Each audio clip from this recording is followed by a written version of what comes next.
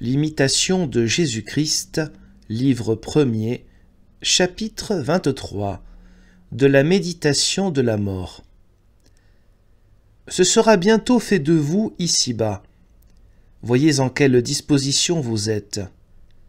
L'homme qui vit aujourd'hui ne paraît plus demain, et quand il a disparu à nos yeux, il s'efface bientôt de notre pensée. Ô dureté stupide du cœur humain, de ne penser qu'au présent et de ne pas prévoir l'avenir. Vous devriez vous comporter dans toutes vos actions et dans toutes vos pensées comme si vous deviez mourir aujourd'hui. Si votre conscience était pure, vous n'appréhenderiez pas beaucoup de mourir, et il vaudrait bien mieux éviter le péché que de fuir la mort.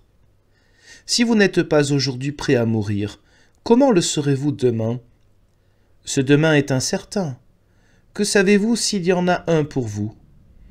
Que nous revient-il de vivre longtemps, puisque nous nous corrigeons si peu ? Hélas, une longue vie ne sert pas toujours à nous amender, et ne fait souvent qu'augmenter nos fautes. Plût à Dieu que nous eussions bien vécu en ce monde seulement pendant un jour. Plusieurs comptent des années depuis leur conversion, mais souvent ce temps leur a peu servi pour se corriger.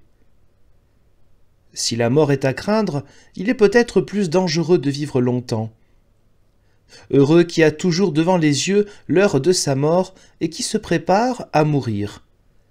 Si vous avez vu quelquefois un homme mourant, songez que vous passerez par le même chemin.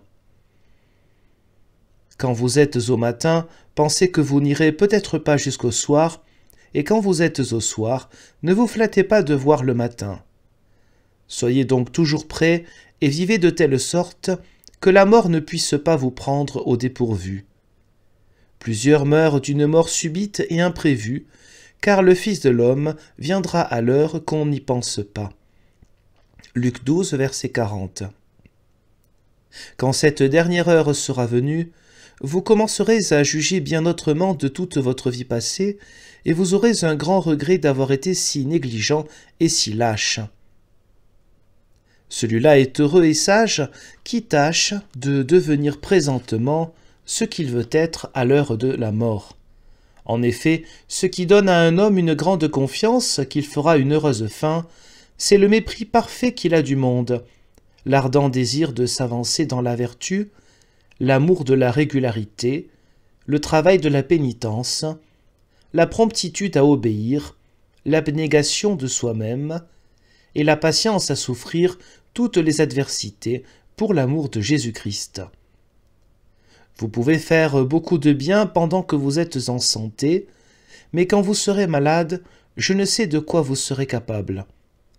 Peu de gens s'amendent par les maladies, de même que ceux qui font beaucoup de pèlerinage, rarement en deviennent plus saints. Ne mettez donc point votre confiance dans vos amis ni dans vos proches, et ne différez point à un autre temps l'affaire de votre salut, car les hommes vous oublieront plus tôt que vous ne pensez. Il vaut mieux, maintenant qu'il est de saison, pourvoir à votre salut et envoyer devant vous au ciel quelques bonnes œuvres, que de vous attendre au secours des autres. Si maintenant vous ne vous mettez pas en peine pour vous-même, qui est-ce qui en prendra soin quand vous ne serez plus ? Voici le temps le plus précieux. Voici les jours de salut, voici le temps favorable. 2 Corinthiens 6, verset 2. Mais quel malheur de ne pas mieux employer ce temps qui peut vous servir à mériter de vivre éternellement. Un temps viendra que vous demanderez seulement un jour, et même une heure pour votre amendement, et je ne sais si vous l'obtiendrez. Ah, mon cher frère, de quel danger et de quelle frayeur ne vous préserverez-vous pas, si à présent vous vivez toujours dans la crainte des jugements de Dieu et des surprises de la mort ? Tâchez de vivre maintenant de telle sorte qu'à l'heure de la mort vous ayez plus sujet de vous réjouir que de craindre. Apprenez maintenant à mourir au monde, afin qu'alors vous commenciez à vivre avec Jésus-Christ. Apprenez maintenant à tout mépriser, afin qu'alors vous soyez libres pour aller à Jésus-Christ.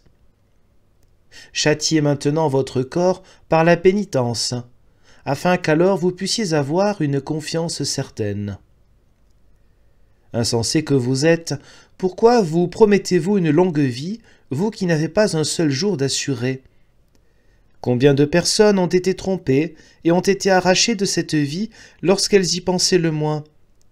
Combien de fois avez-vous ouï dire « Un tel a été tué d'un coup d'épée, un autre s'est noyé, un autre en tombant d'en haut s'est brisé la tête, celui-ci est mort à table, cet autre en jouant. L'un a péri par le feu, l'autre par le fer, un autre par la peste, un autre par la main des voleurs. Ainsi la mort est la fin de tous les hommes, et leur vie passe en un moment comme l'ombre. » Psaume 143, verset 4. Qui se souviendra de vous après votre mort? Qui priera pour vous?